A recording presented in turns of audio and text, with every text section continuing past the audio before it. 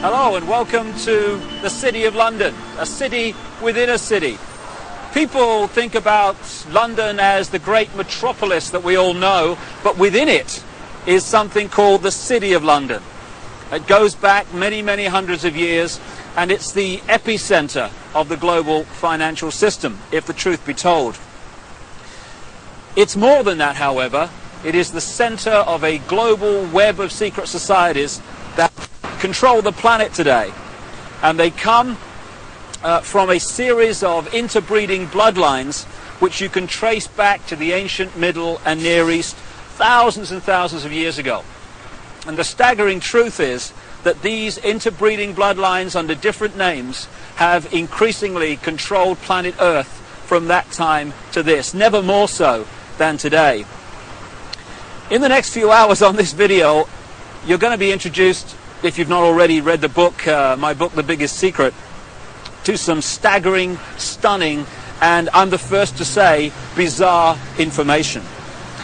The basis of the video is an interview with a lady called Arizona Wilder, who was brought up and mind-controlled from almost the time that she was born to eventually, as she did, conduct satanic rituals at the highest level of the satanic ritual network, involving some of the most famous people on the planet. But we'll get into that as we go along.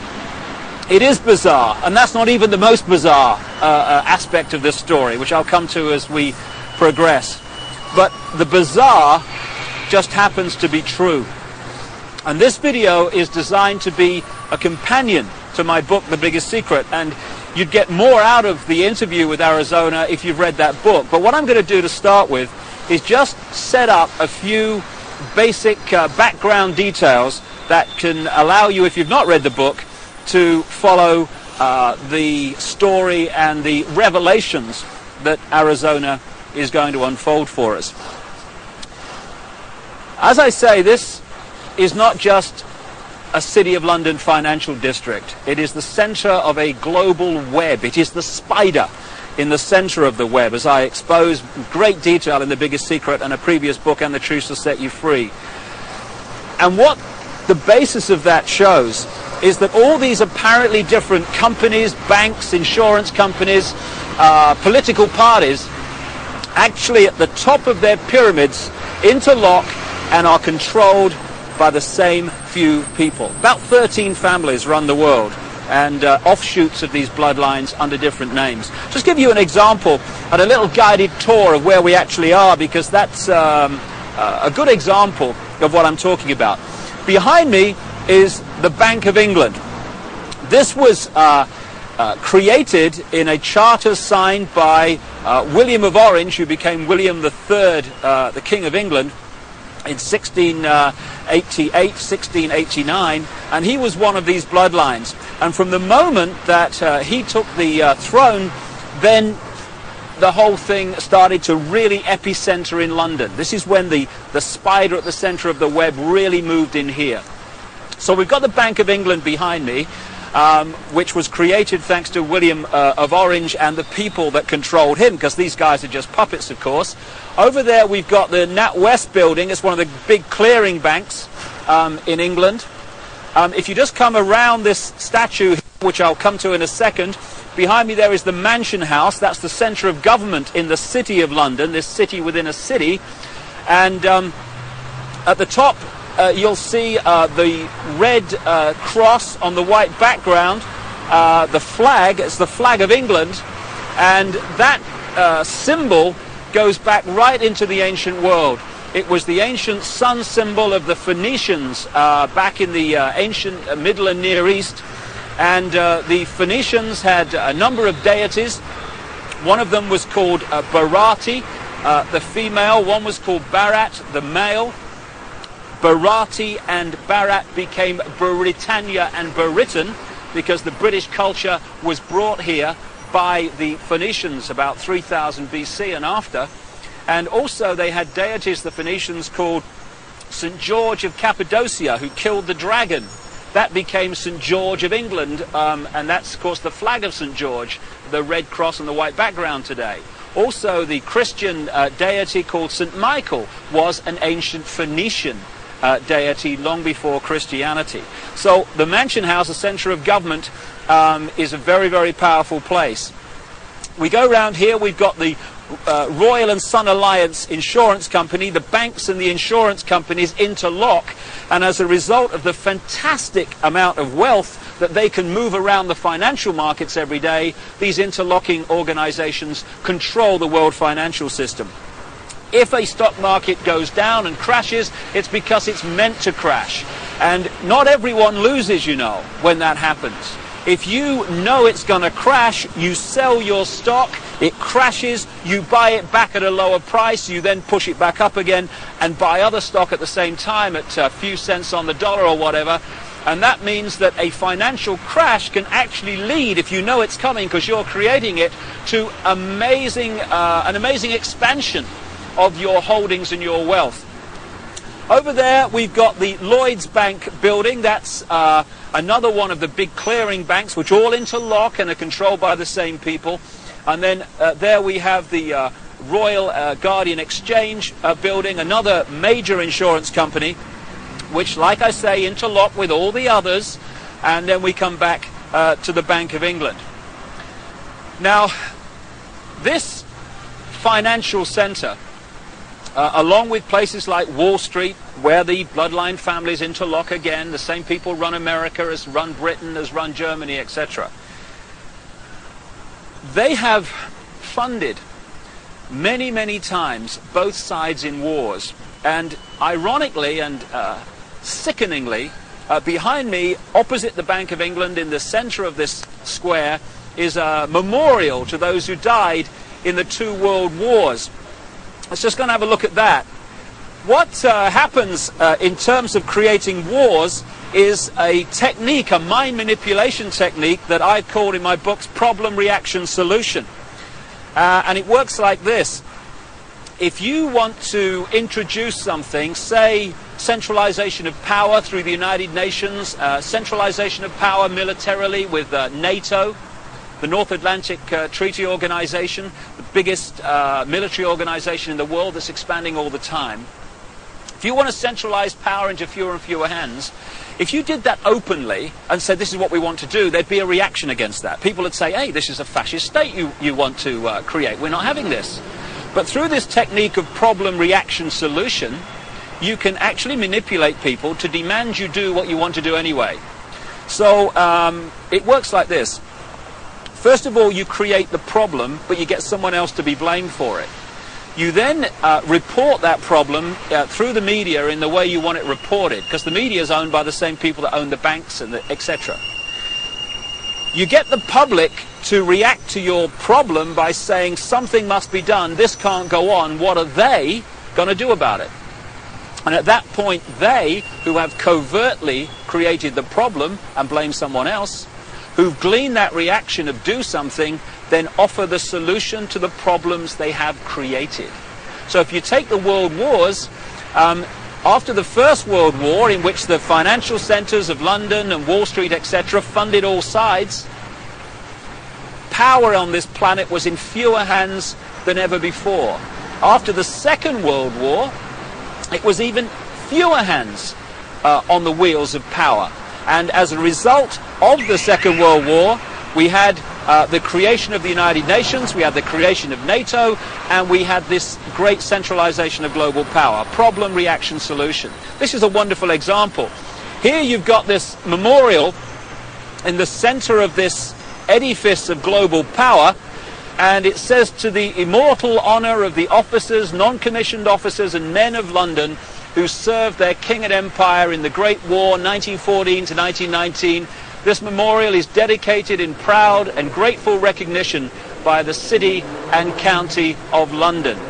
I'm sure it is, because as a result of the sacrifice they made, power in the world came into fewer and fewer hands, not least into this area I'm talking in now, and also made a fortune, because not only does it create problem, reaction, solution, when you lend money to both sides, they then have to pay you back that money plus interest.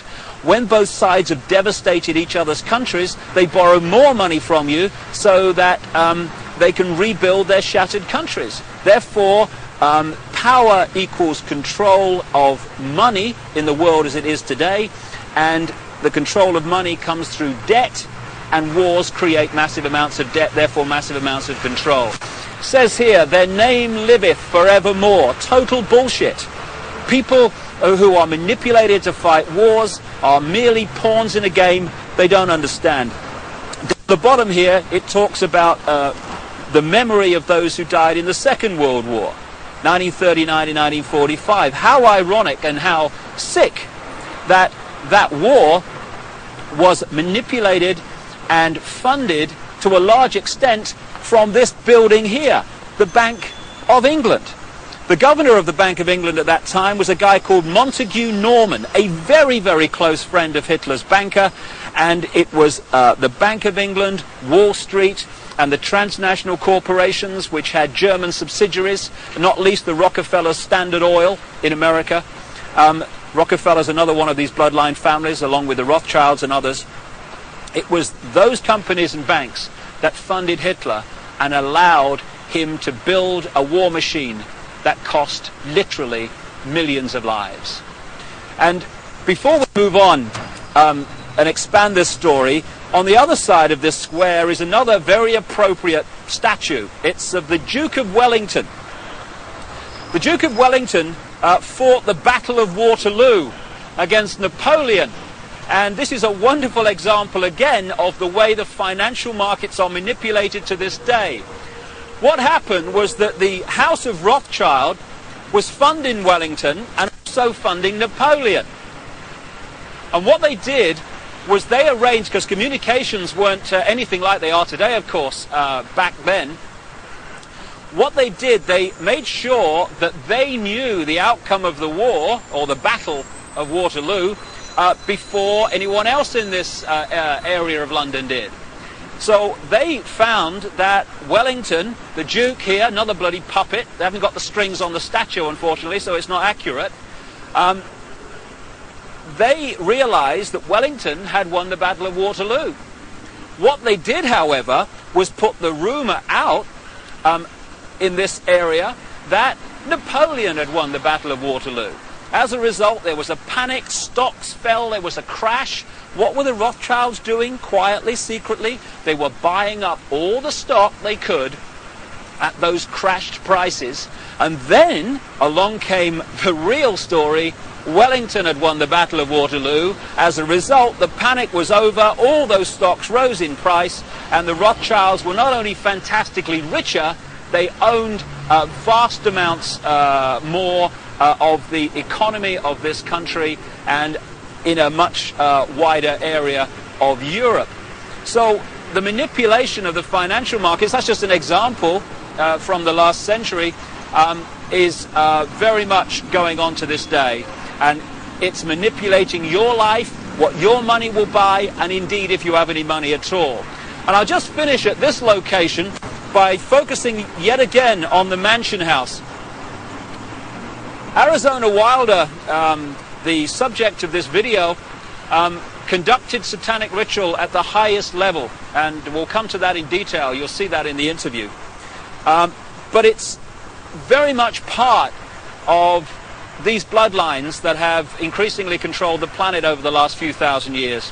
When you follow them through from the ancient Near and Middle East up into Europe, where they became the European aristocracy and the royal families of Europe, or royal family if the truth be told, because they're just the same bloodlines under different names, over to America and into the modern world, one thing follows again and again: human sacrifice, satanic ritual, blood drinking, and all this stuff. And I've talked to a number of people who have seen these rituals in the City of London, who have been subjected to some of them. And the Mansion House, the centre of government in the City of London, is one of the key places where it goes on around here when work here is finished for the day. And satanic ritual is very much part of the next topic I want to raise and talk about at another location, and that's mind control. A few can only control billions and the direction of their lives if they manipulate the way we think and manipulate the way we feel. Only by doing that can they control us, because there's not enough to do it physically. And so mind control is the foundation of how it's done, and we'll talk about that at the center of global mind control, at the center of the network that generates it, and that's the Tavistock Institute, not far from here, yet again in London. Well, we're now just a short drive from the City of London, next to this very appropriate poster, Very Bad Things, and I'm on my way to the Tavistock Institute. It is the center of global mind control and the network that does the research and creates the data and advances the techniques to mind control people in many ways. When you think about mind control, you might think of the Manchurian candidate and some robot with a gun. Kill, kill, kill, kill. But mind control is much bigger than that. If you take the definition of mind control to be manipulating the way people think and therefore behave, then the question is not how many people are mind controlled in the world, it's how few are not.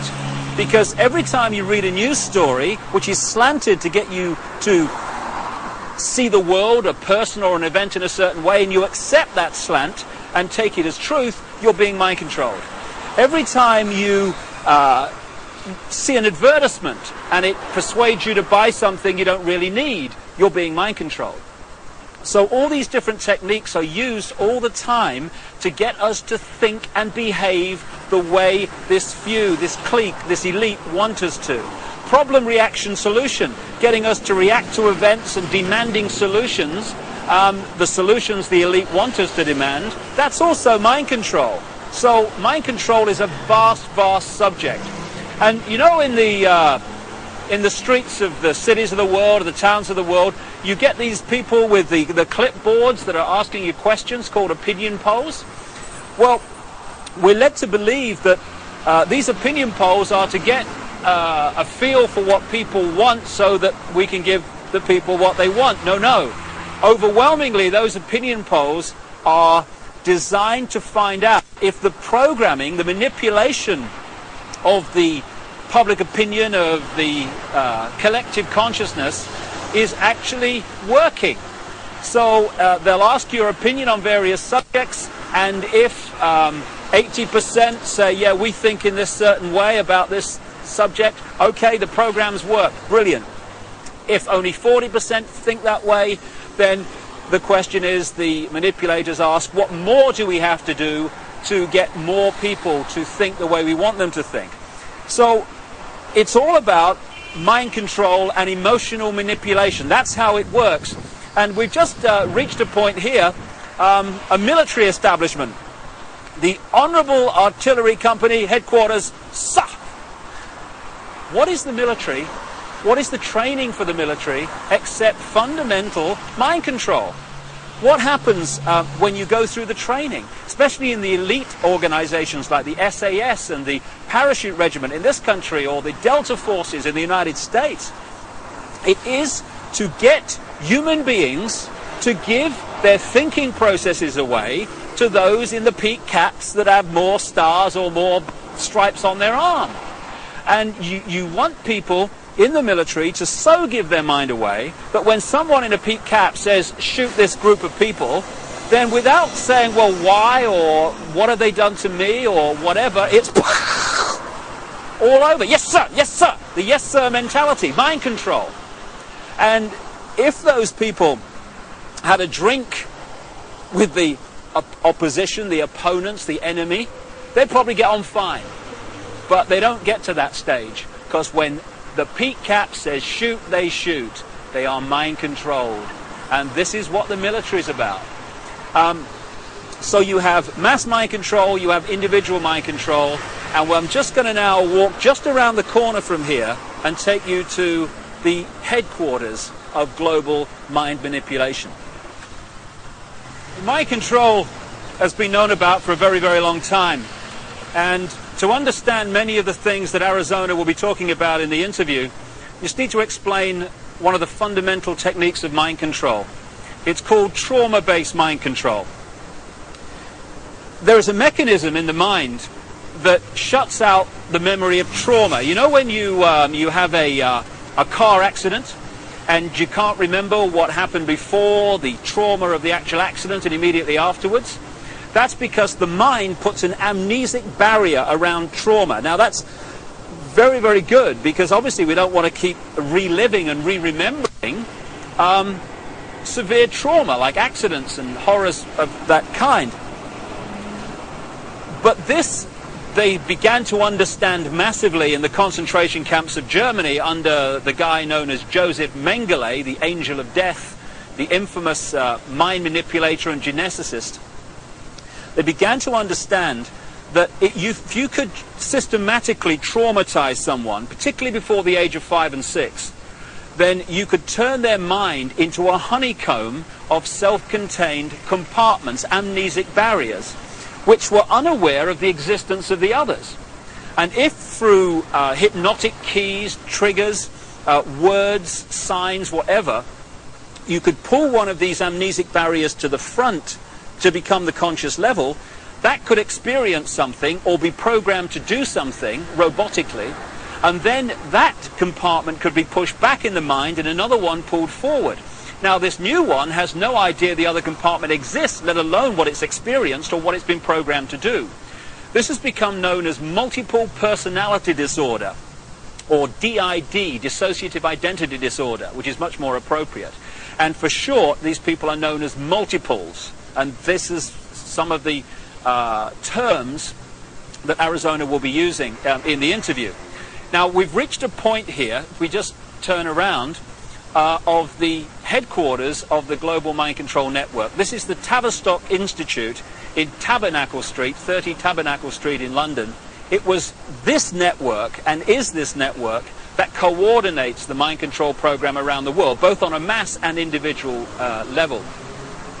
The background to this organization is this. It used to be part of the British military psychological warfare department, appropriately, and it was developed by a guy called Dr. John Rawlings Rees. And other parts of the network were established around the world. Stanford in America is one of them. And together they coordinate the mass mind manipulation of the human race and mind program people on an individual level. Just to give you an idea, these mind control people are overwhelmingly those that do the assassinations. Why is it always a lone nutter that's responsible for assassination? So people say, oh, he was just a nutter. No conspiracy, no more investigation necessary.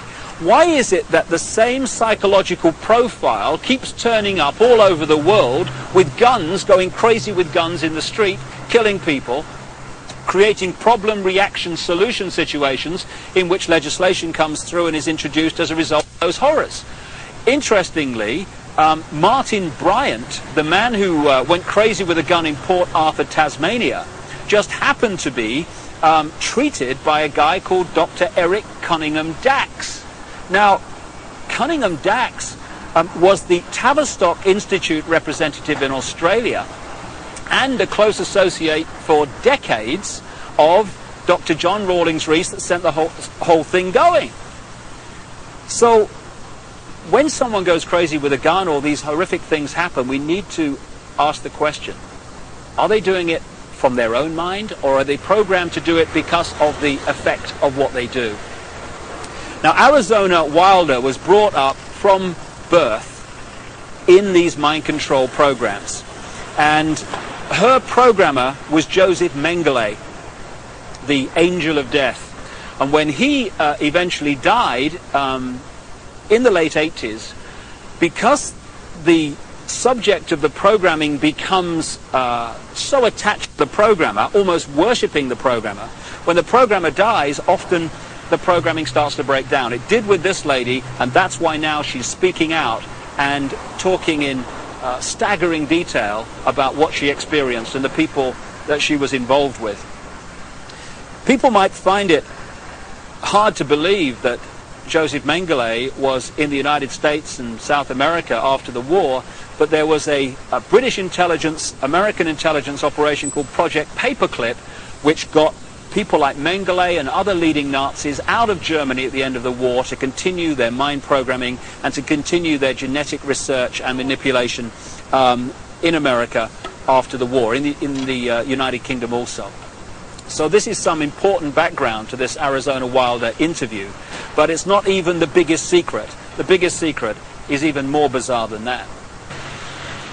Well, I've now come literally a few strides outside of the official boundaries of the City of London into an area known as Temple Bar, where the Royal Courts of Justice are established, and this is the centre of the British legal profession. Not just the British legal profession, but the legal profession of the world, as the biggest secret exposes. This is where they come to the bar, as it's said, to become barristers, the top of the legal profession, and eventually to become the judges that are part of the network and the secret society network overwhelmingly, who are told what to do. And when you've got judges being told what to do by the secret society network, what justice is there? Temple Bar is named after the Knights Templar, one of the secret societies in the ancient world that I talk about in my books, and they were part of this network, and their successors are continuing that manipulation and agenda to this day. Now, I'm standing across the road from the Royal Courts of Justice here, outside something called the Outer Temple. This is one of the major secret societies that manipulate and control the legal profession and the workings of so-called justice in Britain, and indeed, like I say, further afield. But the reason I've come here overwhelmingly is to point out something in the centre of the road here at the boundary between Temple Bar and the City of London. And it's a massive reptile figure, dragon figure, in the centre of the road. Now, we're getting into what the biggest secret is here, because when you go around London, and indeed looking at the coats of arms of the aristocratic families, etc., again and again you keep seeing reptiles, you keep seeing dragons, and you've got the serpent race and the dragon race constantly recurring in the ancient texts describing the gods of the ancient world. And there is a reason for this. There is a reason why dragons appear everywhere, and that is the biggest secret, which Arizona Wilder also has experienced. Right at the start of our little tour of London, in that square outside the Bank of England, it's also possible to see again this same theme that keeps reoccurring of flying dragons, of flying serpents. We've seen one major serpent figure, serpent statue, at one entrance to the City of London near the Law Courts, and here I am now alongside the River Thames at another entrance to the City of London, this epicenter of global control. And what do we have to signpost the fact that you're entering the City of London? Yet another flying dragon, this one holding the shield with the red cross and the white background, this ancient symbol that I talked about, with the flag on top of the Mansion House and the flag of England, the flag of St. George. So what's going on? Why, when you look at the ancient accounts of the ancient gods, do you again and again see this reoccurring theme of the serpent race, the serpent gods, the flying serpents? Why, in my research for the biggest secret, have I come across a stream of people from different walks of life all over the world who have told me the same thing, that they have seen, to their astonishment and amazement, they've seen key people in positions of power just demanifest from being a human physical form and become before their eyes a reptilian figure. When you look at the ancient gods of the Indus Valley, they talk about the Nagas, the gods who, wait for it, had the ability to manifest as human or manifest as reptiles. This is absolutely vital to understanding parts of the Arizona interview, because she has experienced exactly this. And the background to what's happening is quite simple. This three-dimensional world that we appear to live in is only one frequency, one dimension of existence.